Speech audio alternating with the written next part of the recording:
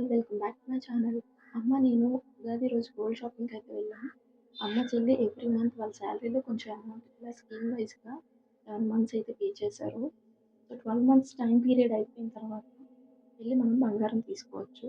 So, మేము కట్టిన అమౌంట్‌కి 6.5 grams బంగారం అయితే జనరేట్ అయింది.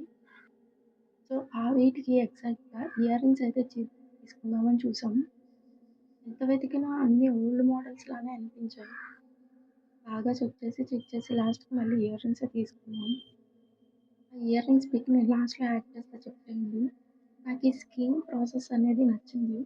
ఎవ్రీ మంత్ కాన్స్టెంట్‌గా కొంత అమౌంట్ పే చేసి లాస్ట్‌లో బంగారం తీసుకోవడం అనేది బావుంది. ఎందుకంటే మనం ఒకేసారి ఎక్కువ అమౌంట్ పట్టుకొని వెళ్ళి కొనడం అనేది కష్టం. ఈ రోజుల్లో బంగారం రేట్లనేది చాలా ఎక్కువగా ఉన్నాయి. అయినా మనకొచ్చే సాలరీలో ఎంతో కొంత అమౌంట్ ఇలా గోల్డ్ మీద ఇన్వెస్ట్ చేయడం మంచిది. ఎందుకంటే మనకేదైనా ప్రాబ్లమ్ వచ్చినప్పుడు మన రిలేటివ్స్ హెల్ప్ చేయకపోయినా ఈ గోల్డ్ మనకి హెల్ప్ చేస్తుంది.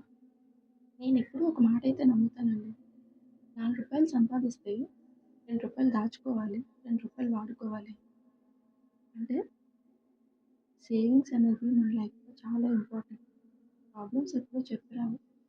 కాబట్టి ఎంతో కొంత అమౌంట్ ఇలా గోల్డ్ మీదో, ల్యాండ్ మీదో ఇన్వెస్ట్ చేస్తే అది మన ఫ్యూచర్‌కి చాలా మంచిది.